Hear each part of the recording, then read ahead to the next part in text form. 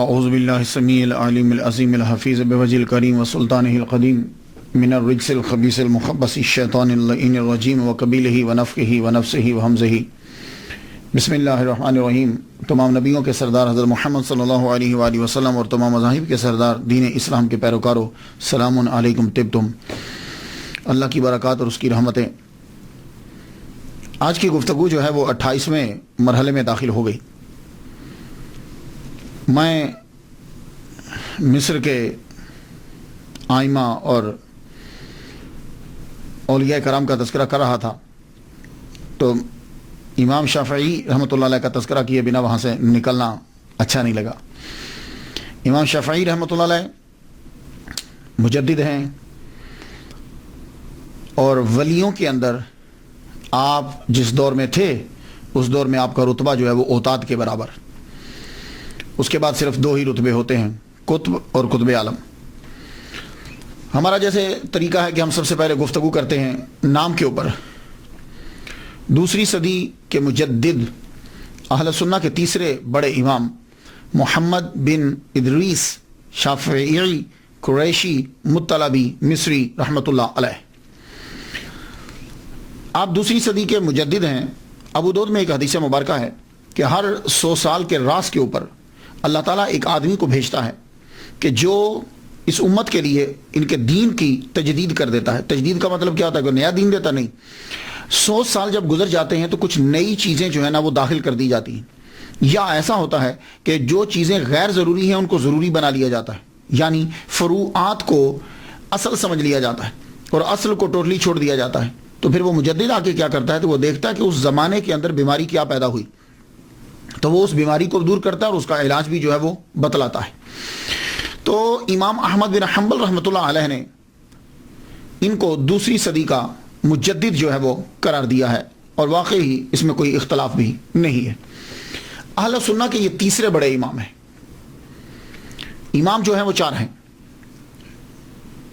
فقہ کے اندر امام جو ہیں وہ 4 قرار پائے۔ ویسے تو قرآن مجید اور حدیث مبارکہ سے استدلال کیا، استخراج جو ہے وہ کیا، استنباط جو ہے وہ کیا گیا، اور بہت سے ائمہ نے مسائل جو ہے وہ نکالے اور اخذ کیے، رائٹ۔ لیکن ساری مسلم امہ متفق ہو گئی کہ 4 امام ہیں، ان 4 میں سے کسی ایک کے بھی پیچھے کوئی چلے تو وہ اہل سنہ میں شامل ہوگا۔ یہ 4 امام ہی کیوں؟ اور پھر یہی امام کیوں؟ بہت سے امام ہیں، بہت سے قرآن اور حدیث کو جانتے ہیں، انہوں نے مسائل کو نکالا، لیکن ساری دنیا نے یہ طے کیا کہ دیکھا جائے کہ کون سا امام ہے۔ 1-2 مسئلہ نہیں، پہلا انہوں نے یہ رکھا کہ امام اسے تسلیم کیا جائے گا کہ جس نے ولادت سے لے کر وصال تک کے تمام مسائل جو انسان کو پیش آتے ہیں وہ سارے جو ہیں وہ قرآن اور حدیث کے دلائل سے نکالے ہوں۔ یہ بات یاد رکھیے گا، قرآن اور حدیث کی روشنی سے نکالے ہوں پوری ایمانداری کے ساتھ، پہلی۔ اور دوسری بات یہ، اب قرآن اور حدیث سے تو مسائل بہت سے لوگوں نے نکالے، تو دوسری شرط یہ رکھی گئی کہ انہوں نے جو مسائل نکالے تھے وہ تمام کے تمام لوگوں کی نظروں کے سامنے ہوں، مدون ہوں کتاب کی صورت میں۔ تو اس چیز کو جب چیک کیا گیا تو پتہ چلا کہ صرف 4 امام ایسے ہیں کہ جنہوں نے ایمانداری کے ساتھ ولادت سے لے کے وصال تک کے، انسان کے ولادت اور وصال تک بیچ کے جو مسائل پیش آتے ہیں وہ معاملات ہیں، عبادات ہیں، ان کو قرآن اور حدیث سے اخذ کیا اور لوگوں کے سامنے اسے پیش کر دیا، اور وہ ہماری نظر میں ہمارے سامنے بالکل وہ موجود ہے۔ تو یہ 4 امام ہیں۔ اب کوئی امام اگر آتا ہے تو وہ یہ بتلائے کہ اس نے یہ کام کیا۔ تو فقہ کے اندر ان 4 کو، تو ان 4 میں پہلے امام اعظم نعمان بن ثابت رحمۃ اللہ علیہ، یہ پہلے اس لیے ہیں کہ تمام کے تمام ائمہ جمع تفریق کر کے انہی کے شاگرد بنتے ہیں۔ امام مالک ہم عصر ہیں ان کے، اور ان کے فتاویٰ جو ہیں وہ منگوایا کرتے تھے۔ یہ دوسرے امام۔ تیسرے امام امام شافعی رحمۃ اللہ علیہ۔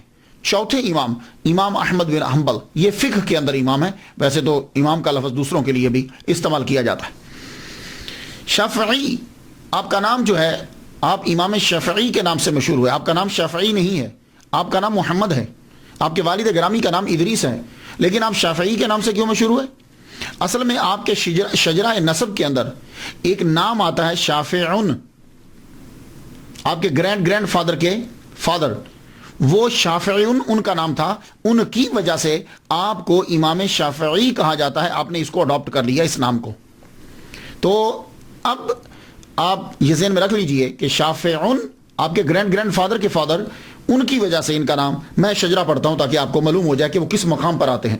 محمد آپ کا نام، آپ کے والد کا نام ادریس بن عباس بن عثمان بن شافع، یہ آگے نا بیچ میں شافع، بن اسائب بن عبید بن عبد یزید بن ہاشم بن عبد المطلب بن عبد مناف۔ تو یہ شافعی جو آیا تھا، اس کی وجہ سے وہ امام شافعی جو ہے وہ کہلوائے۔ اب امام شافعی جو پروننسیشن ہے، اس کے ضمن میں ایک بات کرتا جاؤں، بڑی اہم بات ہے۔ وہ بات یہ ہے کہ ہماری جو اردو زبان ہے، اس کے اندر بہت سے الفاظ اڈاپٹ کیے گئے ہیں، ترکی سے لیے گئے ہیں، سنسکرت سے لیے گئے ہیں، عربی سے لیے گئے ہیں، ہندی سے لیے گئے۔ تو جب زبان کسی دوسری زبان سے لفظ کو لیا جاتا ہے تو پھر وہ جو اڈاپٹ کرتا ہے وہ اس کو پروننسیشن اپنا دے دیتا ہے، اس کو جو بولنے میں آسان لگتا ہے۔ اسی لیے جب آپ اکثر سنیں گے تو منہ سے نکلتا ہے شافعی شافعی، امام شافعی امام شافعی، فا کے اوپر زبر پڑتے ہیں، جبکہ فا کے اوپر زبر نہیں ہے، فا کے نیچے زیر ہے۔ وجہ یہ ہے کہ جو پنجاب سائڈ کے لوگ ہیں یا عام جس جگہ وہ رہ رہا ہے، وہاں جب اڈاپٹ کیا گیا تو فا کے نیچے زیر اور عین کے نیچے زیر دونوں کو پروناؤنس کرنا پنجاب والوں کے لیے یا ہمارے لیے بڑا مشکل ہے۔ جیسے امام شافعی بہت مشکل ہوگا، تو شافعی جو ہے وہ بڑا آسان ہے ہمارے لفظ۔ تو اس لیے اکثر لفظوں کے ساتھ ایسا ہوا کہ جب اس کو معاشرے نے عام طور پر کچھ اور بولا اور اصل میں اس کا پروننسیشن اور ہوتا تھا، یہی وجہ ہے۔ آپ اکثر دیکھتے ہوں گے کہ بڑے پڑھے لکھے مقرر ہیں، انہوں نے ساری کتابیں پڑھی ہیں، لیکن جب تقریر کرتے ہیں تو پروننسیشن وہ بول جاتے ہیں، تو ایک آدمی بیٹھا ہوا یہ سمجھتا کہ شاید یہ غلط بول رہے ہیں۔ وہ غلط نہیں بول رہے، اگر آپ ان سے بیٹھ کر پوچھیں گے تو وہ آپ کو صحیح بتائیں گے۔ ہوتا یہ ہے کہ انہوں نے جو اپنی زندگی جو گزاری ہے، اس ماحول کے اندر اس کا پروننسیشن وہ ہوئی تھا۔ جیسے کہتے تھے میں نے فقہ پڑھی ہے، جبکہ یہ اس کا پروننسیشن الفقہ ہو ہے، فقہ ہو۔ ابھی میں ایک ڈکشنری دیکھ رہا تھا، اس کے اوپر بھی کاف کے اوپر زبر ڈلی ہوئی ہے، وہ اردو کی ڈکشنری تھی، تو اصل میں الفقہ ہو ہے۔ یہ میرے پاس ایک ڈکشنری ہے، مصباح اللغات ہے، ابھی میری لائبریری یہی میرے پاس موجود ہے۔ میں اس میں دیکھ رہا تھا کہ انہوں نے کیا پروننسیشن جو ہے وہ دیا، یہ دیتے ہیں الفقہ ہو، کسی شے کا جاننا، الفقہ ہو اسے بولتے ہیں۔ ویسے فقہ، وہ جی میں نے فقہ پڑھی ہے، دیکھیں نا عام چلتا ہے نا، کیونکہ الفقہ یہ بولنا ذرا مشکل لگتا ہے ہمیں۔ تو اس لیے میں عرض کرنا چاہوں گا کہ اکثر ایسا ہوتا ہے کہ جب ہم کبھی لفظ بول رہے ہوتے ہیں تو بعض اوقات ہم اپنے معاشرے میں جو بولا جاتا ہے اس کو بول دیتے ہیں، اس کا مطلب یہ نہیں ہوتا کہ اس صاحب کو اس کے اصلی پروننسیشن نہیں آتا، لیکن بعض اوقات ساتھ بول دیا جاتا ہے۔ تو اسی طرح شافعی، امام شافعی، دیکھا نا بہت مشکل لگ رہا ہے۔ تو امام شافعی رحمۃ اللہ علیہ، آپ قریشی بھی ہیں اور مطلبی کیسے، قریشی کیسے؟ دیکھیے یہ جو لفظ قریشی ہے مختلف جگہوں میں مختلف قوموں کی نشاندہی کرتا ہے۔ کراچی میں چلے جائیں تو وہاں جو قریشی ہیں وہ کسی ایک پیشے کی نشاندہی کر رہے ہیں، پنجاب سائڈ میں آ جائیں قریشی ایک اور قوم کی نشاندہی کر رہے ہیں۔ اگر آپ عرب میں چلے جائیں گے تو وہاں اگر کسی کے ساتھ قریشی لگتا ہے تو اس کا مطلب یہ ہوگا کہ یہ بنو قریش، حضور صلی اللہ علیہ وسلم کا جو خاندان ہے ان سے اس کا جو ہے وہ تعلق ہے۔ تو آپ کا تعلق واقعی ہی حضور صلی اللہ علیہ وسلم کے خاندان سے ہے، اس لیے آپ کو قریشی بھی کہا جاتا ہے۔ اور مطلبی کیوں کہا جاتا ہے کہ آپ کا سلسلہ نسب جب ہم چیک کرتے ہیں تو وہ عبد المطلب سے جا کے ملتا ہے، اس لیے مطلبی بھی آپ کو کہا جاتا ہے۔ آپ فقیہ بھی ہیں اور مصری بھی، یہ بھی آپ کے ساتھ لفظ لگتا ہے الفقیہ۔ ایجپٹ کا آپ کو فقیہ کہا جاتا ہے۔ ہیرانی کی بات سنیے، رہنے والے آپ حجاز کے ہیں، مکہ کے، اور زیادہ وقت آپ نے مکہ اور مدینہ میں گزارا، صرف 5 سال آپ نے مصر میں گزارے، ایجپٹ میں، اور مشہور کہاں ہوئے؟ ایجپٹ میں۔ رہنے والے مکہ مدینہ کے، مشہور ہوئے جا کے ایجپٹ کے اندر۔ اور غلبہ اتنا ہے مصر میں، غلبہ اتنا آپ کا ہوا کہ آج بھی الازہر مسجد کا امام جو ہے وہ شافعی، امام شافعی رحمۃ اللہ علیہ کا ہی پیروکار ہوگا۔ تو چونکہ ذکر میں نے کیا امام جلال الدین سیوطی رحمۃ اللہ علیہ کا، تو وہ جن کے پیروکار ہیں، میں نے کہا امام شافعی رحمۃ اللہ کی بارگاہ میں بھی نذرانہ پیش کرتا جاؤں۔ پیدائش آپ کی 150 ہجری میں ہے، بہت قریب۔ اور وصال 204 ہجری میں ہے. تو گویا کہ امام شافعی رحمۃ اللہ علیہ نے دنیا کے اوپر 54 سال صرف زندگی جو ہے وہ گزاری، لیکن اس 54 سال کے اندر آپ کمال کر گئے. ابتدائی حالات آپ سنتے جائیے. ہمارا کوشش جو ہے ہم یہی کرتے ہیں، زیادہ تر گہرائی میں گہرائی میں نہیں جاتے، کہ پتہ چلے کہ یہ جو عظیم بنے لائف کیسی تھی، تاکہ کوئی آدمی وہ لائف گزار رہا ہو تو اس کے لیے بھی بڑے سبق ہوں. اب آپ سبق آپ نے تلاش کرنا ہے، میں بس بولنے لگا. ابتدائی حالات، آپ پیدا ہوئے غزہ ہاشم کے اندر.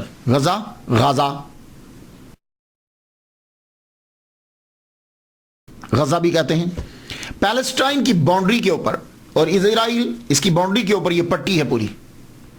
یہ پہلے پیلسٹائن سارا ہوتا تھا، اب یہ قبضے میں آ گئی اسرائیل کے قبضے کے اندر آ گئی. یہاں غزہ ہاشم سے کیوں کہا جاتا ہے؟ حضور صلی اللہ علیہ وآلہ وسلم کے شجرہ نسب پڑھتے ہوئے ہمیں ایک ہاشم نام نظر آتا ہے. وہ ہاشم جو ہے وہ تجارت کرنے کے لیے وہاں گئے تھے، مال بیچتے تھے نا، تو جب وہاں پہنچے تو وہیں آپ کا وصال ہو گیا، تو اسے غزہ ہاشم بھی کہتے ہیں. امام شافعی رحمۃ اللہ علیہ کے والد گرامی ادریس درس دینے والا ادریس جو ہیں، ان کے والد گرامی یہ بھی تجارت کرتے تھے، تاجر تھے، زبردست غضب کے تاجر تھے. اب آپ اندازہ لگائیے نا کہ مکے کے رہنے والے ہیں، تجارت کرتے ہوئے یمن، سیریا تجارت کرتے ہوئے آپ پیلسٹائن تک پہنچے، وہاں جا کر آپ رہنے لگ گئے. تجارت آپ نے کی، اللہ تعالیٰ نے بہت نوازا، بڑا رزق دیا آپ کو. جب امام شافعی رحمۃ اللہ علیہ ماں کے پیٹ میں ہیں، ان کی ولادت سے پہلے ہی آپ کے والد گرامی کا انتقال ہو گیا. جتنی جمع پونجی دولت تھی، آپ کی والدہ محترمہ نے 2 سال جو ہے وہ غزہ ہاشم کے اندر گزارے. 2 سال گزارے. جب وہ جمع پونجی جو ہے وہ کم ہونے لگی تو آپ واپس، بیٹا 2 سال کا ہوا جب، تو آپ اپنے بچے امام شافعی رحمۃ اللہ علیہ کو واپس لے آئے، محمد کو واپس لے آئے. کہاں لائے؟ مکہ میں. کیوں لائے؟ سوچتی ہیں کہ ایک تو ایمان محفوظ ہوگا، دوسری جو ہے وہ زبان محفوظ ہو جائے گی. مائیں اپنے بچوں سے پیار تو کرتی ہیں، بہت پیار کرتی ہیں، اس کے لیے ہی سب کچھ کرتی ہے. مائیں تو ہیں کہ جو اپنے بچوں سے پیار کرتی ہیں، لیکن اس ماں نے بھری جوانی کے اندر شادی نہیں کی، دوبارہ شادی نہیں کی. ایک آئیڈیا، ایک نظریہ کہ میں اپنے بچے کو پڑھاؤں گی، تو یہ تو ہر ماں سوچتی ہے، لیکن نہیں، انہوں نے یہ سوچا کہ میں اپنے بچے کو یونیک بناؤں گی، بے مثال بناؤں گی. اور آپ کو میں ایک بات بتاتا جاؤں، امام شافعی رحمۃ اللہ کی والدہ محترمہ حسنی سیدہ ہیں. یہ حضرت امام حسن کی اولاد میں سے ہیں. تو خاندان اللہ اکبر جل شانہ، عربی، سید، قریشی، تو ساری چیزیں جو ہے وہ مل رہی ہیں. آپ اپنے بیٹے کو لے کے واپس آ گئی مکہ کے اندر. مکہ کے آ کے جو ہے وہ رہنے لگی. میں ایک مرتبہ، ایک سکولر ہیں، انہوں نے شیخ احمد سعد الازہری، بڑا اچھا بولتے ہیں، وہ ایک دفعہ بتانے لگے، کہنے لگے کہ امام شافعی رحمۃ اللہ علیہ کی والدہ محترمہ کو خواب آیا کہ جوپیٹر ہے نا، یہ جو ستارے ہوتے ہیں، یہ جوپیٹر جو ہے یہ آ رہا ہے ان کی جانب. آتے ہی ایک دم سے مصر کے اوپر جو ہے وہ ایجپٹ کے اوپر گرا. ان کی طرف پہلے آیا، پھر ایجپٹ کے اوپر گرا. ایجپٹ میں جب گرا تو پھر اس کے ٹکڑے ہوئے، ٹکڑے ہو کر جو ہے وہ بہت ساری جگہوں میں دوسرے ممالک میں پھیل گئے. تو آپ نے خواب کی تعبیر پوچھی کہ جوپیٹر جو ہے یہ میری طرف آیا اور پھر اس کے ٹکڑے ہوئے اور یہ پھیلے، گرا مصر میں. تو انہوں نے کہا کہ اللہ تجھے بیٹا عطا فرمائے گا، اور وہ بیٹا جو ہے مصر میں آئے گا، لیکن اس کی روشنی اور اس کا علم مصر سے پھر دوسری ایجپٹ سے دوسرے ممالک کے اندر پھیلے گا. تو یہ خواب کی تعبیر آپ کے ذہن میں تھی. تو کہا میں اپنے بیٹے کو ایسا ہی بناؤں گی کہ میرے بیٹے کی روشنی جو ہے وہ 4 دانگ عالم میں پھیلے. اب آپ لے کر آئیں. مکے میں جب واپس آتی ہیں تو ماں خود عربی ہیں، عربک فرینکلی بولتی ہیں. ہماری پنجاب، پاکستان، ان کا مسئلہ تو ہے نا کہ ان کا پروننسیشن، تلفظ جو ہے وہ مجہول ہوتا ہے یا صحیح نہیں ہوتا، تو پھر ہم کہتے ہیں کہ بچے کو قاری صاحب کے پاس بھیج دیجیے. تو یہ تو خود سیدہ ہیں، عرب کی ہیں، ان کا پروننسیشن تو غضب کا ہوگا. تو آپ نے کیا کیا کہ خود بچے کو قرآن مجید حفظ کروانا شروع کیا. تو والدہ ماجدہ نے 7 سال کی عمر جو ہی ہوئی، آپ نے امام شافعی رحمۃ اللہ علیہ کو قرآن مجید پورا یاد کروا دیا. قرآن جب یاد ہو گیا تو اب جو قرآن یاد ہو جاتا ہے تو اس کے بعد یہ چاہتا ہے کہ بچہ جو ہے وہ آگے بھی پڑھے. تو مکہ کے اندر تب آپ نے دیکھا مسلم بن خالد زنجی رحمۃ اللہ علیہ، حنفی ہیں یہ، سفیان بن عیینہ رحمۃ اللہ علیہ مفتی مکہ ہیں اور امام المسجد الحرام، مسجد حرام کے امام ہیں، ان کے پاس اپنے بچے کو بھیجا پڑھنے کے لیے۔ لیکن ساتھ ساتھ آپ نے ایک خاص چیز کی طرف جو ہے وہ توجہ دی، وہ کیا تھی کہ بچے کی زبان جو ہے وہ خالص ہونی چاہیے۔ 200 سال تک تو عربیوں کی زبان خالص رہی ہے۔ اس کے بعد 200 سال کے بعد جو ہی دوسرے ممالک پر قبضہ شروع ہوا عربیوں کا، ایران کی جانب، روم کی جانب، ادھر اب ان کی زبان جو ہے اس کے اندر جو ہے وہ چیزیں دوسری بھی شامل ہونے لگی۔ تو 200 سال، لیکن امام شافعی رحمۃ اللہ علیہ جو ہیں، ان کی والدہ محترمہ چاہتی ہے کہ میرے بیٹے کی زبان خالص ہونی چاہیے۔ اس کے لیے آپ نے قبیلہ دیکھا، تو تب ایک قبیلہ تھا بنی حذیل، صحراؤں میں رہتے تھے، زبان ان کی خالص تھی، عربی زبان، ایسے جیسے چشمے سے پانی سیدھا جو ہے وہ آتا ہے، خالص زبان۔ تو والدہ محترمہ نے اپنے بچے کو ان بنی حذیل کے ساتھ جو ہے وہ صحرا میں چھوڑ دیا۔ جب ذرا بڑے ہو گئے، ہوش والا، کچھ ادھر پڑھ لیا۔ 17 سال امام شافعی رحمۃ اللہ علیہ نے خالص عربی زبان سیکھنے میں لگا دیے، اور آپ کو ہزاروں اشعار بنی حذیل کے زبانی ازبر یاد ہو گئے، لبید کے سارے اشعار آپ کو جو ہیں وہ یاد ہو گئے۔ تو زبان کے اندر آپ کو جب ملکہ جو ہے وہ حاصل ہوا، اللہ اکبر جل شانہ، گرامر، عربی، اس کے اندر تو کبھی آپ کی غلطی ہوتی نہیں تھی، اتنا زبردست جو ہے وہ آپ بولا کرتے تھے۔ تو جب آپ نے بنی حذیل سے زبان کو سیکھا، ایک دن بیٹھے ہوئے اشعار گنگنا رہے ہیں آپ، ایک صاحب قریب سے گزرے، کہنے لگے بچے کیوں اپنی زندگی جو ہے وہ فضول لگا رہے ہو، اشعار کیوں پڑھ رہے ہو، جاؤ جا کے فقہ سیکھو، جاؤ جا کر فقہ سیکھو۔ اب پھر دوبارہ واپس پڑھ لیں، جو تھوڑے اسباق شروع میں لیے تھے اب دوبارہ اسباق لینے شروع کیے۔ سفیان بن عیینہ، مسلم بن خالد زنجی، ان سے پڑھنا شروع کیا۔ پھر ایک دن والدہ محترمہ فرمانے لگی، کہتی ہیں بیٹے کافی پڑھ لیا یہاں تو، میں چاہتی ہوں کہ تم مدینے چلے جاؤ۔ مدینہ امام مالک کا شہرہ تھا، امام مالک ایسے جیسے کوئی سلطان ہے، کوئی بادشاہ ہے، کہ حاکم بھی ہاتھ باندھ کر آپ کے سامنے کھڑے ہوتے تھے۔ تو آپ کی والدہ محترمہ جو ہیں وہ حاکم مکہ کے پاس گئی، کہنے لگی ایک لیٹر لکھ دو حاکم مدینہ کے نام، کہ وہ سفارش کرے میرے بیٹے کی کہ میرا بچہ جو ہے اتنے دولت تو نہیں ہے، لیکن تم ہمارے خاندان کو جانتے ہو، امام مالک جو ہے وہ میرے بچے کو حدیث جو ہے وہ پڑھائیں۔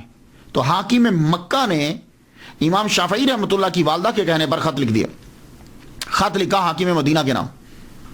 اس سے اندازہ لگا لیجئے کہ کتنا اثر و رسوخ تھا آپ کا خاندان بڑا مقام رکھتا تھا۔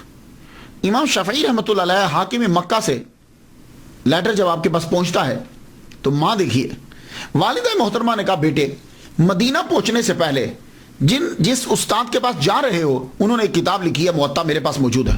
کیا کہنے یار، فرماتی ہیں بیٹے وہ ساری کتاب یاد کر کے جاؤ۔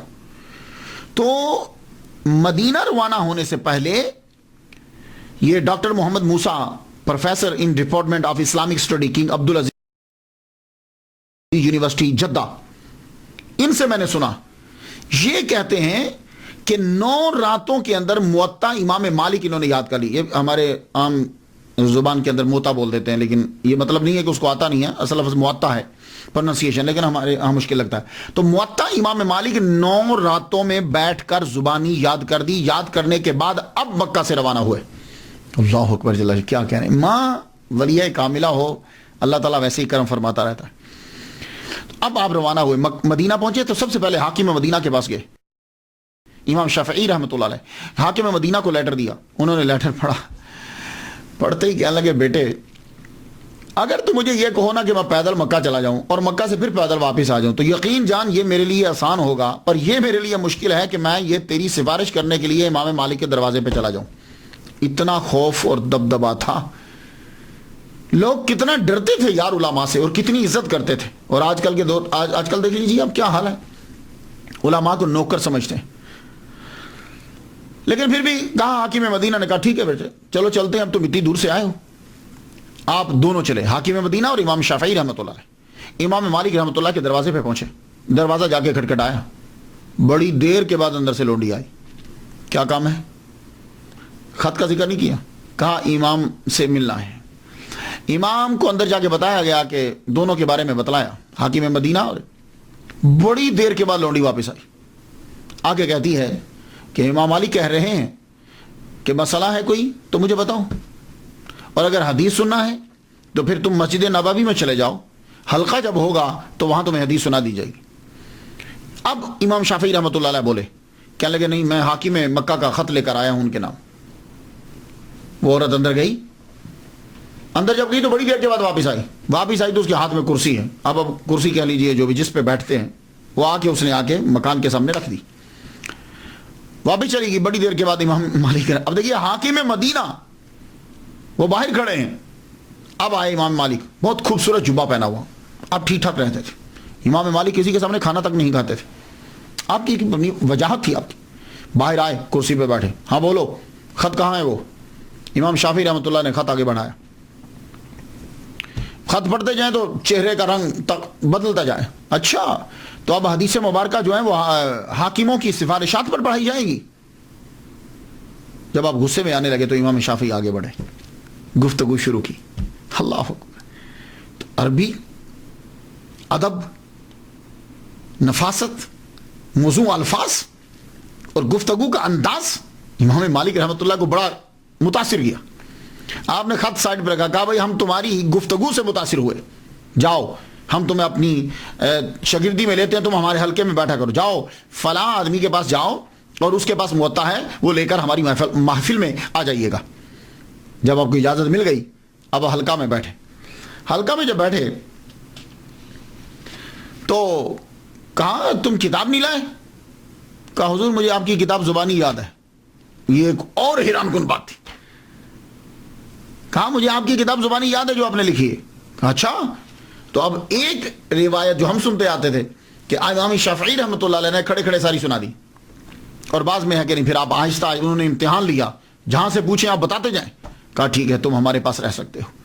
تو امام شافعی رحمۃ اللہ علیہ اب امام مالک رحمۃ اللہ علیہ کے پاس رہ کر سیکھنے لگے، ان کے پاس سیکھنے لگے۔ تو اب مجھے ذرا تھوڑا سا رکنا ہے یہاں، میں آپ کو بتا دوں امام مالک امام شافعی سے 57 سال بڑے ہیں۔ پہلی بات تو یہ ہے، پہلا تو یہ کہ امام مالک 57 سال 57 ایئرز اولڈ ہیں، امام اولڈر ہیں امام شافعی سے، یعنی گویا کہ 57 سال بعد امام شافعی پیدا ہوئے۔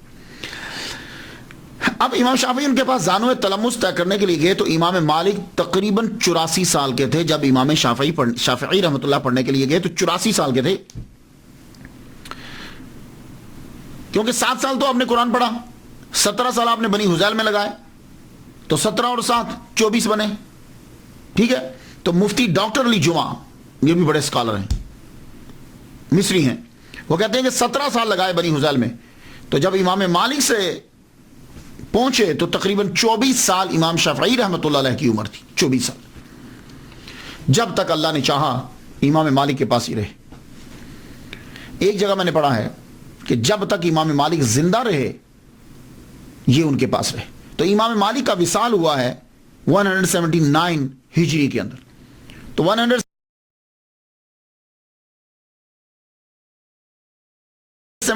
ہجری میں امام شافعی رحمۃ اللہ علیہ کی عمر 29 سال تھی۔ تو اس کا مطلب یہ ہوا کہ امام شافعی رحمۃ اللہ علیہ نے 5 سال امام مالک کی صحبت میں گزارے۔ اللہ اکبر جل شانہ۔ ان کا جب وصال ہوا تو اب آپ دوبارہ پھر مکہ تشریف لے گئے امام شافعی رحمۃ اللہ علیہ۔ مکہ جب واپس گئے، اب آپ کے پاس 5 سال اور نالج حاصل کر چکے، واپس گئے تو آپ نے جا کے تقریر اور تدریس شروع نہیں کی، کیونکہ اس وقت سفیان بن عیینہ مکہ کے مفتی ہیں اور المسجد الحرام اس کے امام ہیں اور آپ کے استاد بھی ہیں۔ آپ ان کے پاس بیٹھتے، ان کی محفل میں بیٹھتے، جب انہوں نے یہ چیک کیا، مفتی مکہ نے یہ دیکھ لیا کہ اس میں بچے میں اتنی صلاحیت ہے کہ یہ خود پڑھا سکتا ہے، تو آپ نے فتویٰ کی اجازت دے دی۔ تو میری تحقیق کے مطابق 29 سال میں آپ کو مفتی مکہ نے اجازت دے دی کہ تم فتویٰ دے سکتے ہو، پڑھا سکتے ہو۔ اب امام شافعی رحمۃ اللہ علیہ نے المسجد الحرام کے اندر، مسجد حرام کے اندر علیحدہ اپنا حلقہ لگا لیا، تدریس آپ نے شروع کر دی۔ اب ہوتا کیا تھا، مکہ جو ہے نا یہ ایک مرکز تھا روحانیت کا بھی اور علم کا بھی پرانے دور کے اندر۔ جو اولیاء کرام تھے وہ وہاں مجاور ہوتے تھے، بیٹھتے تھے، چلے کاٹتے تھے، وہی رہتے تھے۔ اور جو علماء ہوتے تھے، بڑا جو علامہ ہوتا تھا وہ وہاں بیٹھ کے پڑھاتا تھا. تو لوگ جب حج کرنے کے لیے آتے تھے تو وہ حج بھی کرتے تھے، اور جو تصوف کی طرف راغب ہوتا تھا وہ اولیاء کرام کی محفل میں بیٹھا رہتا، ان سے ملاقات ہوتی. اور جو علم پڑھنا چاہتا تھا وہ مسجد کے اندر جاتا، وہاں حلقہ جو ہے وہ لگا ہوتا تھا، وہ وہاں پڑھ لیتا. اب یہی طریقہ تھا. تو امام شافعی رحمۃ اللہ علیہ تدریس شروع کی تو موسم حج آ گیا. حج میں جب لوگ آئے تو مصر سے لوگ آتے، دور دراز سے، عراق سے، بغداد، ہر طرف سے آتے تھے لوگ. انہوں نے آ کر دیکھا کہ ایک 29 سال کا ینگ لڑکا جو ہے وہ بھی تدریس کا، اسے بھی اجازت دے دی گئی ہے. تو مفتی مکہ کی اجازت کے بغیر تو نہیں نا. تو اب جو سفیان بن عیینہ رحمۃ اللہ علیہ کی محفل میں بیٹھتے تھے ان میں سے اکثریت اٹھ کر، اور جو نئے لوگ آئے وہ امام شافعی رحمۃ اللہ علیہ کی محفل میں بیٹھنے لگ گئے، حلقے میں بیٹھنے لگے. کیوں؟ اس لیے کہ آپ جب گفتگو کرتے تھے تو آپ کی گفتگو کے اندر جو ہے بڑی نفاست اور بدوانہ جو ہے نا، بدویوں کا جو گاؤں میں یعنی جو صحرا میں رہتے ہیں ان کا اسٹائل تھا، خالص اسٹائل. تو امام احمد بن حنبل رحمۃ اللہ علیہ بھی حج کرنے کے لیے آئے ہوئے تھے. تو وہ سفیان بن عیینہ رحمۃ اللہ علیہ کی حلقے کو چھوڑ کر امام شافعی رحمۃ اللہ کے حلقہ میں بیٹھ گئے. یہ تھی ان کی پہلی ملاقات. تو جب انہوں نے ان کی زبان سنی اور آپ کا علم سنا اور خدا کا کرم دیکھا تو آپ ان کی محفل میں بیٹھتے. کچھ عرصہ آپ نے جو ہے وہ لیکچر دیا ہے مسجد حرام کے اندر. پھر ہارون الرشید کو پتہ چلا کہ بڑے قابل ہیں، کوئی نام، جب ان کی شہرت پھیلی تو انہوں نے ان کو، ہارون الرشید نے امام شافعی رحمۃ اللہ علیہ کو یمن کا جج مقرر کر دیا. یمن کے ایک ضلع کا، نجران کا، یا بعض کہتے ہیں کچھ اور. جب جج مقرر کیا تو یہ جج تھے وہاں کے. اور اس دور میں ہارون الرشید کے دور حکومت میں چیف جسٹس جو تھے وہ امام محمد بن حسن شیبانی رحمۃ اللہ علیہ تھے. جیسے مجسٹریٹ ہوتے ہیں، چھوٹے ہوتے ہیں، اور ایک ان کے اوپر چیف جسٹس ہوتا ہے، ایسے ہی امام محمد بن حسن شیبانی رحمۃ اللہ علیہ چیف جسٹس. اب امام شافعی رحمۃ اللہ علیہ جب ان کو یمن کے اندر بھیجا گیا تو ہارون الرشید نے آرڈر کر دیا کہ ان کو پابائے زنجیر لایا جائے اور قتل کر دیا جائے. یہ عجیب گھڑی بھری، جو ابھی 31 سال کی عمر ہے اور آرڈر آ گیا کہ قتل کر دیا جائے. ہوا کیا تھا؟ اصل میں امام شافعی رحمۃ اللہ علیہ جو ہیں ان کو سیدوں سے بڑا پیار تھا، سادات سے. اس کی وجہ کیا ہے کہ ننہال جو ہے وہ سادات ہے، ننہال سادات ہے. تو آپ کو پتا ہے کہ بچے کو ننہال سے، ددہال کی بنسبت ننہال سے زیادہ پیار ہوتا ہے. آپ کی والدہ حسنی سیدہ ہیں. اور ایک دوسری بات یہ ہے کہ علوی جو ہے، علوی، ہارون الرشید کو یہ کان میں یہ بات ڈال دی گئی کہ آپ علویوں کی بڑی، علوی کسے کہتے ہیں؟ فاطمی وہ ہوتے ہیں جو بی بی فاطمہ الزہرا رضی اللہ تعالیٰ عنہا کے بچے امام حسن و حسین میں سے کسی کی اولاد میں. اور علوی وہ ہوتے ہیں کہ ماں فاطمہ نہیں ہے لیکن باپ علی ہے. مولا علی شیر خدا نے اور بھی شادیاں کی تھی تو انہیں علوی کہا جاتا.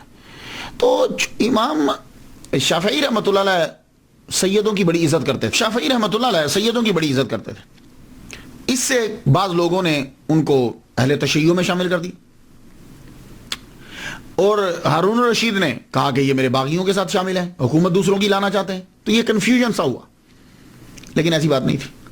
آپ سادات کی ویسے ہی عزت کرتے تھے. اس کی مثال دوں.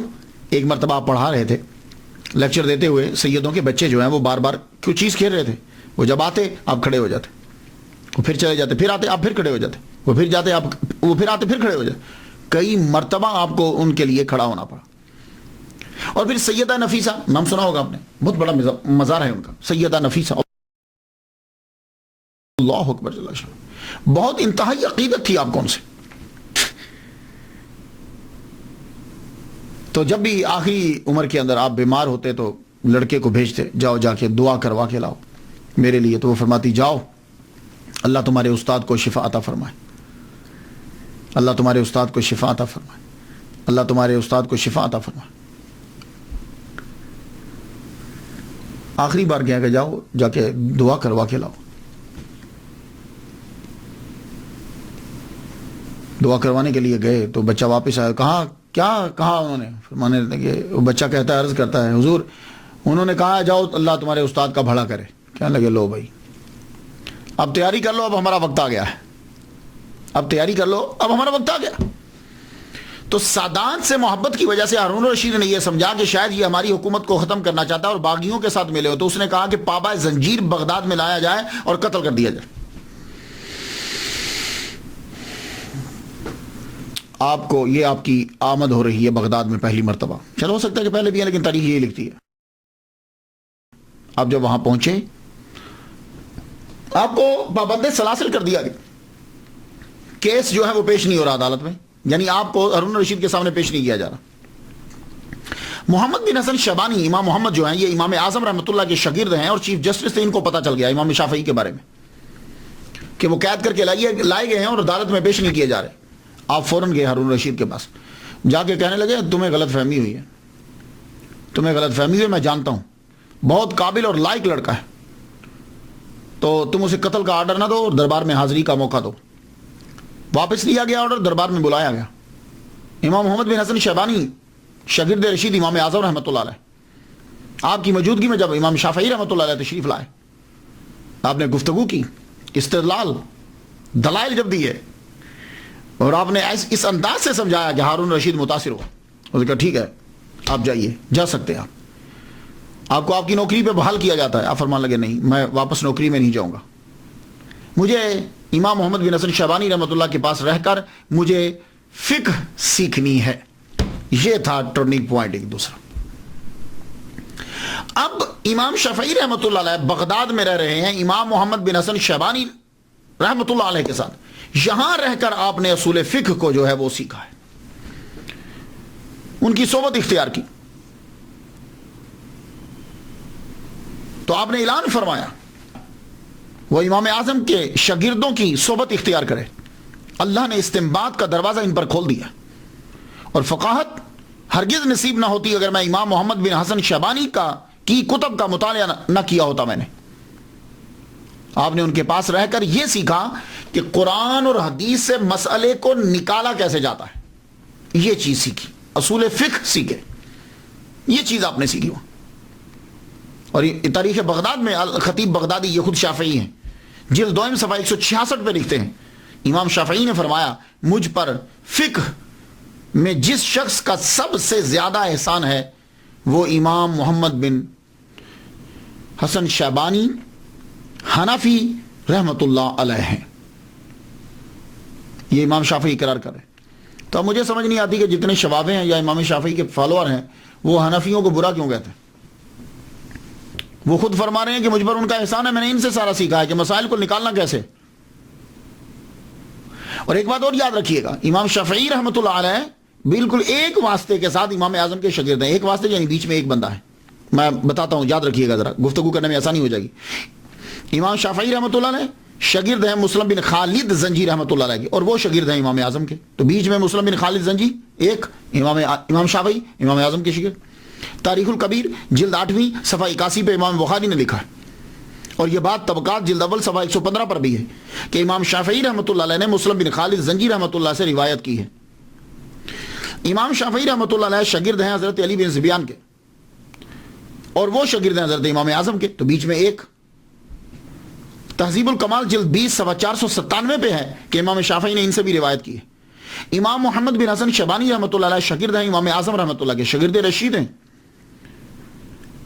اور امام شافعی رحمۃ اللہ علیہ امام محمد بن حسن شیبانی کے شاگرد ہیں. تو ابن حجر اسقلانی شافعی رحمۃ اللہ علیہ لسان المیزان جلد 5ویں صفحہ 121 پہ لکھا ہے کہ امام شافعی خود تحریر فرماتے ہیں کہ میں نے امام محمد سے اتنا سیکھا کہ اس کا بوجھ ایک مذکر اونٹ جو ہے وہ اٹھائے گا, نر اونٹ اٹھا سکتا ہے. سارے لوگ فقہ میں اہل عراق کے عیال ہیں, اہل عراق کوفہ کے, اور سارے اہل کوفہ امام ابو حنیفہ رحمت اللہ علیہ کے. یہ ابن حجر اسقلانی لسان المیزان میں لکھ رہے. اب آپ بتائیے وہ لڑائی کس بات کی ہے یار. امام محمد بن حسن شیبانی حنفی سے سیکھنے کے بعد اب امام شافعی رحمۃ اللہ مکہ آ گئے. کچھ عرصہ رہے, پھر مکہ سے یمن گئے, کئی دفعہ یمن گئے, پھر عراق کا بھی کئی دفعہ سفر کیا. اس کے بعد آپ عراق گئے, لیکن مشہور سب سے زیادہ کب ہوا؟ آپ مکہ میں تشریف فرما تھے کہ عراق کے مفتی, بہت بڑے مفتی امام عبد الرحمن ابن مہدی نے خط لکھا, کہا حضور آپ اصول فقہ پہ کوئی کتاب لکھیے, اصول فقہ پہ کہ کس طریقے سے مسائل جو ہیں وہ قرآن مجید سے نکالے جاتے ہیں, حدیث سے نکالے جاتے ہیں. تو آپ نے پھر سب سے پہلے ایک کتاب لکھی الرسالہ, نام رسالہ ہے لیکن زبردست کتاب. اس کے اندر قرآن، حدیث، فلسفہ جو اسلامی فلسفہ ہوتا ہے، ناسخ منسوخ، یہ ساری چیزیں جو ہے اس کے اندر جمع کر دی اور مسائل اس کے اندر تحریر کی ہے. اور یہ کتاب آپ نے بغداد بھیج دی، روانہ کر دی عراق میں. یہ کتاب جب پہنچی تو اس کتاب نے تہلکہ مچا دیا، علمی حلقے کے اندر تہلکہ مچا دیا. امام کی یہ کتاب مفتی عبد الرحمن ابن مہدی نے جب پڑھی تو بول اٹھے کہ امام شافعی جیسا کوئی عالم نہیں ہے. ہر نماز کے بعد وہ امام شافعی رحمۃ اللہ علیہ کے لیے دعا کرنے لگ گئے اور کرتے رہے. امام شافعی رحمۃ اللہ علیہ کے شاگرد ہیں امام مزنی رحمۃ اللہ علیہ. امام مزنی کہتے ہیں کہ میں نے 500 مرتبہ اور رسالہ کتاب کو پڑھا ہے، ریڈ کیا ہے. I read 500 times. 500 مرتبہ. اس کتاب رسالہ کی جب شہرت ہو گئی اس کے بعد آپ بغداد گئے. جب بغداد گئے تو علماء، فضلاء، شرفاء سب کو پتہ چلا. اب لوگ آپ کو دیکھنے کے لیے آئے، آپ کی باتوں کو سننے کے لیے آئے. تو عراق میں، بغداد میں جب آپ تشریف لے کر جاتے تو وہاں آپ کی ملاقات امام احمد بن حنبل سے زیادہ رہتی. ویسے تو آپ اور بھی جگہوں پہ لیکچرز دیتے، امام احمد بن حنبل آپ کو بلاتے. اور جب تک امام شافعی رحمۃ اللہ علیہ بیٹھے رہتے، امام احمد بن حنبل یوں جیسے شاگرد ہیں باادب ہو کر ان کے سامنے رہتے. اور جب امام شافعی رحمۃ اللہ اپنے خچر پر بیٹھ کر تشریف لے جانے لگتے تو امام احمد بن حنبل ان کے خچر کے ساتھ ساتھ چل رہے ہوتے. ایک دن بیٹے نے پوچھ لیا، آپ اتنے مشہور عالم ہیں، اتنے بڑے علامہ ہیں، تو آپ امام شافعی رحمۃ اللہ کے ساتھ یوں کیوں چلتے ہیں؟ کہا بیٹے اگر فقہ سیکھنی ہے، جیورسپروڈنس فقہ سیکھنی ہے، یوں ہی ان کے خچر کے ساتھ چلنا پڑے گا. اور امام احمد بن حنبل خود اتنے بڑے علامہ گھر کے اندر اکثر تعریف کرتے رہتے. امام شافعی یہ ہیں، وہ اتنے اچھے ہیں، رات بھر جاگتے ہیں، قرآن پڑھتے ہیں، ذکر کرتے ہیں، تہجد پڑھتے ہیں، کھانا کم کھاتے ہیں، زیادہ تر لکھتے پڑھتے ہیں. ایک دن گھر کے اندر دعوت کر دی گئی. امام احمد بن حنبل کی بیٹیاں تھیں. آپ کہا کرتے تھے جب بیٹی پیدا ہوتی تو کہتے کہ انبیاء اکثر بیٹیوں کے باپ ہوئے. اللہ اکبر جل شانہ. ایک دن دعوت کی، اپنی بچیوں کو بتایا میرے دوست آ رہے ہیں، امام آ رہے ہیں، استاد آ رہے ہیں. انہوں نے کھانا پکایا. تو آپ کو پتا ہے کہ عادت یہ ہے کہ جب کھانا پکایا جاتا ہے تو مہمان کے آگے سب رکھ دیتے ہیں کہ چلو جو بچے کا بعد میں کھا لیں گے. کھانا رکھا گیا. امام شافعی رحمۃ اللہ پورا کھانا، ساری روٹیاں، سالن سارا کھا گئے. خالی برتن واپس گئے تو لوگ پریشان ہو گئے، وہ گھر والے سارے. لیکن پوچھا کوئی نہیں، لوٹا پانی کا بھر کے رکھ دیا، صبح اٹھ کے تہجد پڑھیں گے. لیکن جب فجر کے وقت اندر گئے تو دیکھا تو لوٹا پانی کا بھرا پڑا ہے. وہ لوٹا اٹھا کے باہر لے گئے. اب بیٹیاں بھی حیران ہوئی اور روجا بھی، چکر کیا ہے؟ آپ تو کہتے تھے کہ کھانا کم کھاتے ہیں، پورا کھا گئے، اور آپ کہتے ہیں تہجد پڑھتے ہیں. تو انہوں تو لگتا ہے کہ سوئے رہے ہیں، تہجد پڑھی ہی نہیں انہوں نے. آپ فجر میں اندر گئے ہو تو لوٹا ویسے ہی پڑا ہوا ہے. امام احمد بن حنبل جو ہیں انہوں نے جب پوچھا، آپ کمرے میں داخل ہوئے. امام شافعی رحمۃ اللہ علیہ اوتاد ہیں، بڑے ولی کامل اس دور کے. آپ نے چہرہ پڑھ لیا، کہنے لگے ایک بات تو بتاؤ. کہا کیا؟ کہا یہ کھانا کا پروسیجر کیا ہے، کیسے پکاتے ہو آپ لوگ؟ تو امام احمد بن حنبل بتانے لگے کہ میری بیوی، میری بیٹی ہیں، ان کا طریقہ یہ ہے کہ کھانا جب پکاتی ہیں گندم پہلے نکالتی ہیں. تب کیا ہوتا تھا، گندم صبح کے ٹائم پیستے تھے گھر کے اندر ہی. گندم نکالتی ہیں تو قرآن پڑھتی ہیں، پیستی ہیں تو قرآن پڑھتی ہیں، آٹا گھونتی ہیں تو قرآن پڑھتی ہیں، پکاتی ہیں تو قرآن پڑھتی ہیں. کہنے لگے بس یہی تو میں سوچ رہا تھا. فرمانے لگے بات ٹھیک ہے، میں کھانا بہت کم کھاتا ہوں. کھانا نہیں، کیونکہ کھانا کھانے سے پیٹ بھرتا ہے، زیادہ کھائیں تو بخارات اٹھتے ہیں، آدمی کو نیند آتی ہے، سوچ نہیں پاتا. میں کھانا بہت کھاتا ہوں لیکن بہت کم کھاتا ہوں. لیکن یہ کھانا جب میرے سامنے آیا، میں نے پہلا لقمہ توڑ کر چبا کے جب وہ میرے حلق سے نیچے اترا، وہ پیٹ میں گیا، میرا قلب شروع ہو گیا، یعنی ذکر کرنا شروع ہو گیا. تو میں سمجھ گیا کہ کوئی اسپیشل کھانا ہے. تو میں نے خود سے کہا آج جتنا ہے یہ کھا لے، شاید زندگی میں ایسا کھانا پھر دوبارہ نصیب نہ ہو. اللہ اکبر جل شانہ. تو فرمان لگے وہ میں سارا کھانا کھا گیا. ساری رات میرا قلب جاری رہا، ذکر کرتا رہا. میں سویا ہی نہیں. میں سوتا تو میرا وضو ٹوٹتا تو میں وضو کرتا نا، تو وضو کرتا تو پانی استعمال ہوتا. میں سویا ہی نہیں. اللہ اکبر جل شانہ. یہ تھے لوگ اور وہ تھے گھر والے. آپ دوسرے محدثین کی طرح بالکل نہیں. امام احمد بن حنبل آپ کے بارے میں کہتے ہیں کہ آپ دوسرے محدثین کی طرح نہیں ہیں. محدث جو ہے نا، محدث کسے کہتے ہیں؟ جو حدیث کو زبانی یاد کرتا ہے لیکن اس کو مسئلہ نکالنا نہیں آتا. کوئی بندہ مسئلہ پوچھنے آ جائے تو وہ اسے پرابلم ہو جائے گی. حدیثیں تو یاد ہیں. تو فرماتے ہیں کہ دوسرے بھی محدثین تھے لیکن ان کے اوپر فقہ کا دروازہ بند تھا. یہ واحد محدث ہے کہ اللہ تعالیٰ نے اس کے اوپر فقہ کا دروازہ بھی کھول دیا, کیونکہ یہ اسناد کے اوپر اپنا وقت نہیں لگاتا فلاں فلاں فلاں فلاں فلاں فلاں, نہیں, یہ متن کی طرف دیکھتے ہیں کہ متن کے اندر کیا بیان کیا گیا اور اس سے مسائل کو کیسے نکالا جاتا ہے اور لوگوں سے گفتگو جو ہے وہ کس طرح کی جاتی ہے. یہ امام احمد بن حنبل فرماتے ہیں.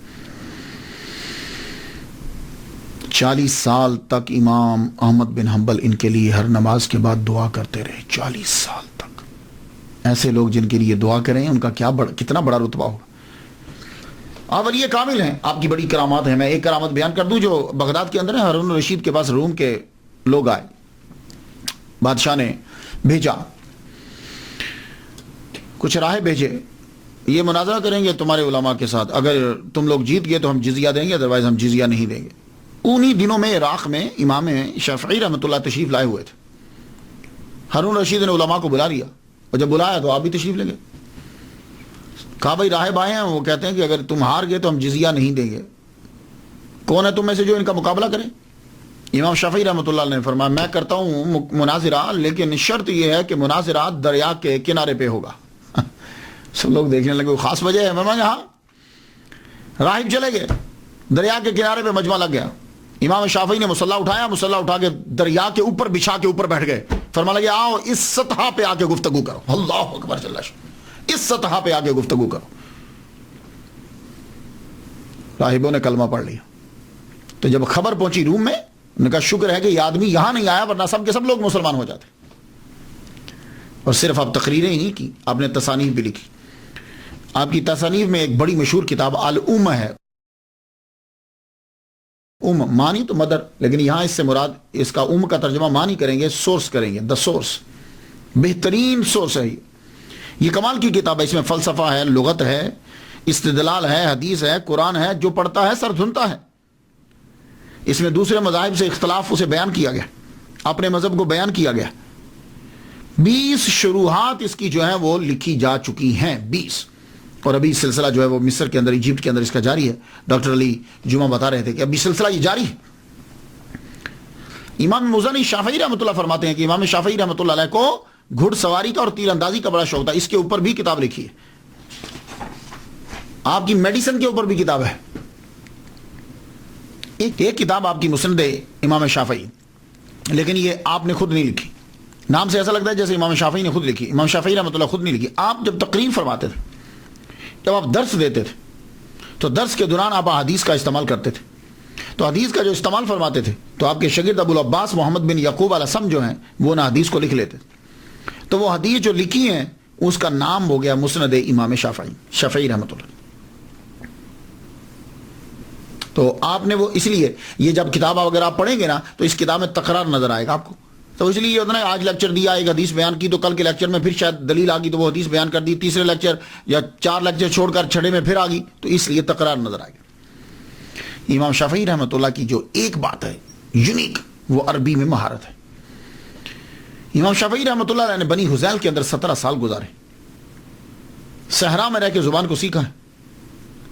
تو اس دور میں آپ کو عربی زبان میں اتھارٹی تسلیم کیا جاتا.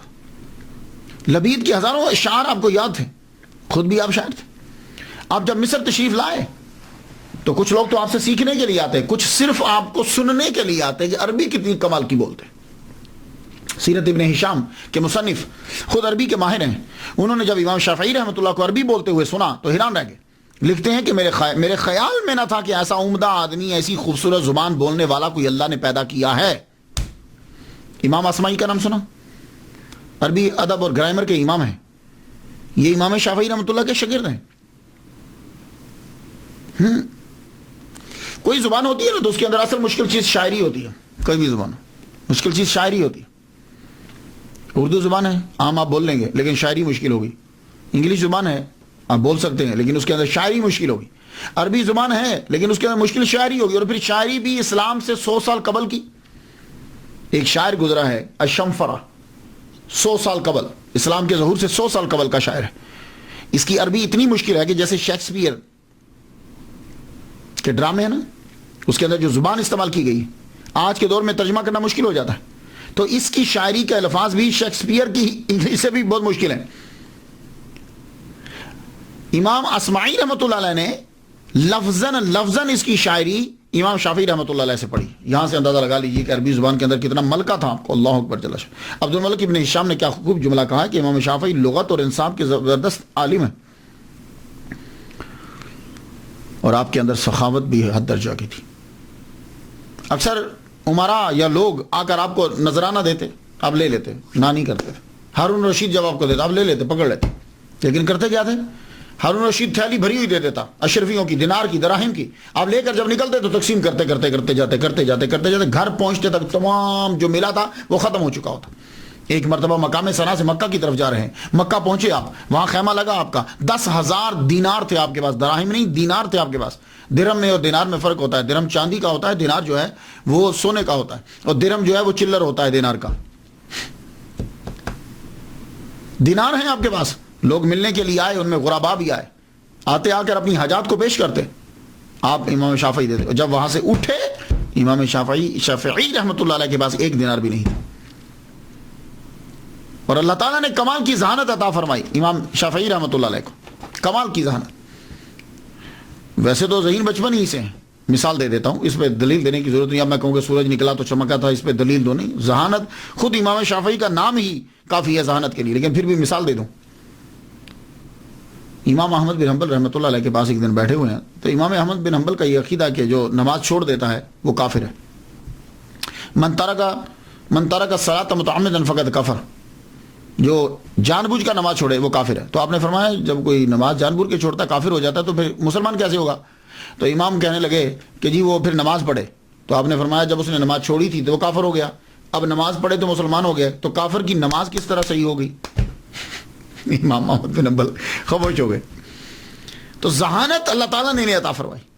اور شاعری, ظاہر ہے کہ جس کو زبان پر عبور ہو وہ شاعری ویسے ہی نکلتی ہے, وہ کلام. لیکن آپ نے شاعری بڑی عمدہ کی ہے, خوبصورت کی, بڑی سلیس سادہ کرتے ہیں تاکہ بات سمجھ میں آ جائے, اور ایسی کرتے ہیں کہ جس میں حقیقت ہوتی ہے. فرماتے ہیں ان الفقیہ والفقیہ بفعلہ لیس الفقیہ بنطقہ ومقالہ وکذا الرئیس والرئیس بخلقہ لیس الرئیس بقومہ ورجالہ وکذا الغنی والغنی بحالہ لیس الغنی بملکہ وبمالہ. رئیس امیر آدمی, رئیس سردار وہ ہے کہ جو اپنی جس کی عادتیں جو ہیں وہ سرداروں والی ہوں. یہ نہیں کہ سردار وہ ہے کہ اس کے پاس ایک قوم ہے, بہت سارے بندے ہیں, نہیں, یہ نہیں. اس کی عادات سرداروں والی ہونی چاہیے. اور فرماتے ہیں غنی وہ نہیں, غنی اسے کہتے ہیں کہ جو جس کی حالت سے غنا جو ہے وہ ثابت ہو. وہ غنی نہیں ہے کہ اس کے پاس بے ملک ہی و مال ہی, مال ہے اور اس کے پاس بڑی ملکیت ہے, بڑی چیزیں ہیں, نہیں. اس کے حال سے پتہ چلے گا کہ وہ غنی ہے. آپ کی باتیں کمال کی ہوتی تھی. فرماتے ہیں عجز و انکساری سے علم حاصل کرتا ہے وہ کامیاب ہوتا ہے. جو بندہ عاجزی ہو, انکساری سے علم حاصل کرے, اس کو پھر علم اس کے من میں آتا ہے. اور جو یہ لے کہ میں اتنے بڑے خاندان کا چشم و چراغ ہوں, علم اندر نہیں جاتا. اس لیے آپ نے دیکھا ہوگا, آپ ہسٹری کا مطالعہ کر لیجیے, غلاموں کے بچے, غریبوں کے بچے بڑے بڑے عہدوں پہ فائز ہوئے اور علم ان کو حاصل ہوا. اور جو بڑے بڑے تھے وہ اسی میں رہے کہ پدرم سلطان بود, پدرم میرا ابا بہت بڑا, میرا ابا بہت بڑا. اور آپ کا یہ جملہ تو سونے کے پانی سے لکھنے والا ہے. اور یہ جتنی تصوف کی کتابیں ہیں نا اس کے اوپر چسپان کر دیا جائے یہ جملہ. آپ جملہ سن لیجیے جو امام شافعی رحمۃ اللہ نے کہا. آپ نے کہا اگر علماء حق اللہ کے اولیاء نہیں ہوتے تو پھر کوئی شخص اللہ کا ولی نہیں ہوتا, کیونکہ وہ جاہلوں کو اپنا دوست نہیں بناتا. جملہ سن لیجیے اب کہ اگر علماء حق اللہ کے اولیاء نہیں ہوتے, کیونکہ کچھ لوگوں کا تصور جو ہے کہ جو تقریر کرتا ہے یا لکھتا ہے وہ ولی کامل نہیں ہے, وہ صوفی نہیں ہے. یہ اکثر لوگوں کے ذہن میں ہے, اور ایسے بڑے عالم کو وہ تصور ہی نہیں کرتے. تو آپ نے فرمایا کہ اگر علماء حق اللہ کے اولیاء نہیں ہوتے تو پھر کوئی شخص اللہ کا ولی نہیں ہوتا, کیونکہ وہ جاہلوں کو اپنا دوست نہیں بناتا. تصوف کے اندر امام شافعی رحمۃ اللہ علیہ کو ایک مقام حاصل ہے. یہ جو اولیاء کرام کی کابینہ ہوتی ہے نا, 300 اولیاء, 30 ابدال, 7 اوتاد, 5 اقطاب, 1 قطب عالم, یہ ہے پوری دنیا کے اندر ان کی حکومت ہوتی, جو اوپر سے کم ہوتا ہے نیچے سے بلندی پہ چلا جاتا ہے. تو آپ کو حضرت خضر علیہ السلام نے اوتاد میں شامل کیا ہے، اتنا بڑا رتبہ ہے آپ کا۔ اور ویسے یہاں امریکہ میں بہت بڑے صوفی ہیں، حمزہ یوسف، وہ ایک دن تقریر کرتے ہوئے کہہ رہے تھے کہ امام شافعی رحمۃ اللہ علیہ نے یہ کہا ہے کہ بی اے صوفی اینڈ فقیہ، don't be one of them without other. تو جب بھی بن تو صوفی بن اور فقیہ بن، صوفی اور فقیہ، نہ تو فقیہ بن بغیر صوفی کے، نہ صوفی بن بغیر فقیہ کے، دونوں چیزیں ہونی چاہیے، دونوں چیزیں۔ عبداللہ انصاری فرماتے ہیں کہ میں شافعی نہیں ہوں، لیکن میں امام شافعی رحمۃ اللہ علیہ کا عقیدت مند ہوں، اس وجہ سے کہ تصوف میں ان کا مقام بڑا بلند ہے۔ اور امام شافعی رحمۃ اللہ علیہ حضرت سلیم رائی رحمۃ اللہ علیہ کے پاس جا کے تصوف کی تعلیم لیا کرتے تھے۔ جو دنیا میں آتا ہے پھر اس نے آخر چلے تو جانا ہی ہے۔ امام اپنی آخری عمر کے آخری حصے میں جب آپ کی عمر 49 سال ہو چکی ہے تو امام شافعی رحمۃ اللہ علیہ اب ایجپٹ میں گئے۔ ایجپٹ میں اب کہاں گئے؟ عمر بن العاص رضی اللہ تعالیٰ عنہ نے ایک شہر آباد کیا تھا، فسطاط۔ اس شہر میں آپ نے سب سے پہلے مسجد بنائی تھی، مسجد کا نام ہی عمر بن العاص ہے۔ مصر میں گئے، مسجد میں جا کے قیام کیا۔ شہرت پھیل گئی کہ قریشی آیا ہے ایک، لوگ دیکھنے کے لیے آئے۔ دیکھنے کے لیے جب آئے تو آپ اس وقت نماز پڑھ رہے تھے، مجمع لگ گیا مصر کا، لوگ مصری دیکھ رہے ہیں، آپ نماز پڑھ رہے ہیں۔ نماز پڑھی تو لوگوں نے یہ کہا کہ اس جیسی نماز پڑھتے ہوئے ہم نے آج تک کسی کو نہیں دیکھا۔ نماز پڑھنے کے بعد جب امام شافعی رحمۃ اللہ نے اپنا رخ پھیرا، چہرہ دیکھا تو کہنے لگے اس جیسا حسین ہم نے آج تک کبھی پہلے نہیں دیکھا۔ اور پھر جب آپ گفتگو فرمانے لگے تو کہنے لگے اس جیسی خوبصورت گفتگو، موضوع، الفاظ اور عربی کا معیار ہم نے آج تک کسی سے نہیں سنا۔ تینوں چیزیں زبردست۔ مصر میں امام مالک کے پیروکار تھے اور امام اعظم نعمان بن ثابت رحمۃ اللہ علیہ کے پیروکار بہت زیادہ تھے، لیکن وہی حال ہوتا ہے نا، جب وقت گزرتا ہے تو کچھ چیزیں ایڈ کر لی جاتی ہیں، اپنی طرف سے شامل کر لی جاتی ہیں۔ آپ نے فرمایا میں امام مالک کا شاگرد ہوں، میں نے موطا یاد کی ہے، میرے ٹیچر ہیں، میں ان کے پاس رہا ہوں۔ اور امام اعظم امام محمد بن حسن شیبانی میں نے ان سے سیکھا ہے، آؤ میری بات کو سنو۔ پھر آپ مسئلے کو بیان کرتے، قرآن حدیث اس سے استنباط کرتے۔ وہاں سے دین تو پھر آپ کو پتا ہے وہاں بھی ہوئے، بڑے آتے تھے مالکی آپ کے پاس بیٹھتے، آپ جب استدلال سے گفتگو کرتے لوگ حیران رہ جاتے۔ مصر کے اندر پھر آپ کا مسلک جو ہے وہ پھیلا۔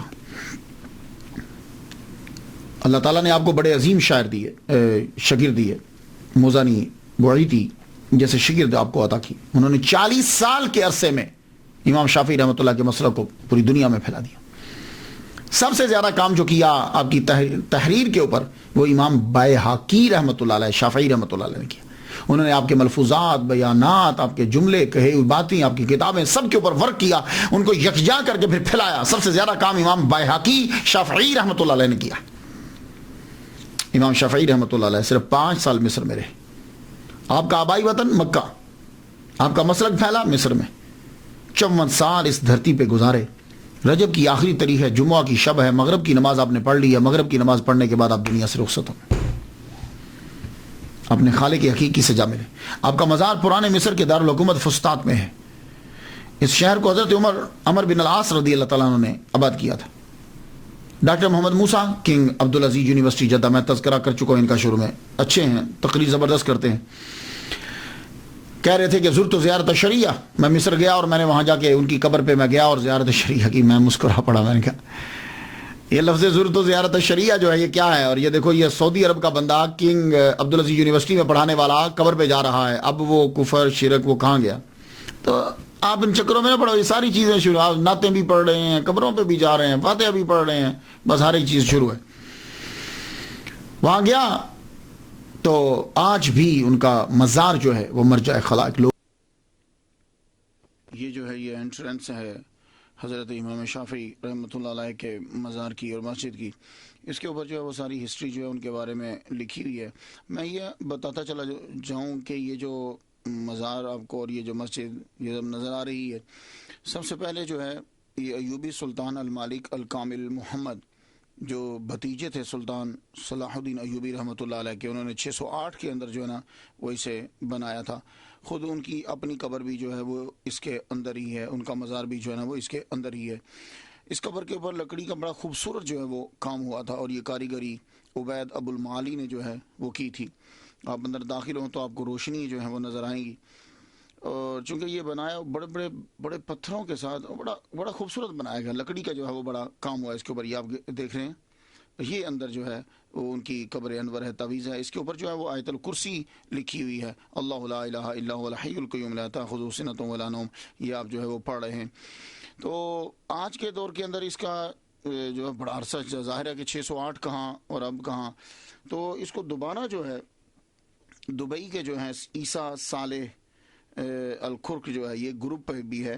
اور ویسے یہ خود عیسیٰ صالح جو ہیں یہ سفیر بھی رہے ہیں یو کے اندر اور آئرلینڈ کے اندر بھی. 1960 کے اندر انہوں نے گروپ جو ہے وہ الکرک گروپ جو ہے وہ بنایا تھا. تو اب تو خیر یہ بہت بڑا گروپ ہو گیا ہے. تو انہوں نے جو ہے ڈونیشن دیا، اور بعد میں یہ جدید جو امارات اور چیزیں جو نظر آ رہی ہیں مسجد کی تعمیر اور اب کی مزار کی، یہ ان کی ڈونیشن کی وجہ عیسیٰ صالح جو دبئی کے اندر ہیں. تو یہ اب دیکھیے کہ مزار شریف کے اوپر جو ہے وہ قرآن مجید جو ہے مصری آ کر جو ہے وہ پڑھتے ہیں، اور اس کی زیارت جو ہے وہ دور دراز سے آ کے لوگ بھی جو ہے وہ کرتے رہتے ہیں. جیسے میں نے ڈاکٹر محمد موسیٰ ہیں، وہ انہوں نے کہا کہ میں وہاں گیا زرت و زیارت شریعہ، میں نے وہاں جا کے جو زیارت کی اور فاتحہ پڑھی. یعنی کہ سعودی عرب کے لوگ بھی جو ہے وہ یہاں آتے ہیں. یہ دیکھیے کتنا خوبصورت منظر ہے آپ کی قبر انور کا، اور اس کے اوپر لکڑی کا جو کام سارا ہوا یہ سلطان صلاح الدین ایوبی کے بھتیجے نے جو ہے وہ کیا. آج بھی دعائیں پڑھی جاتی ہیں. اللہ تعالی رحمت نازل فرمائے.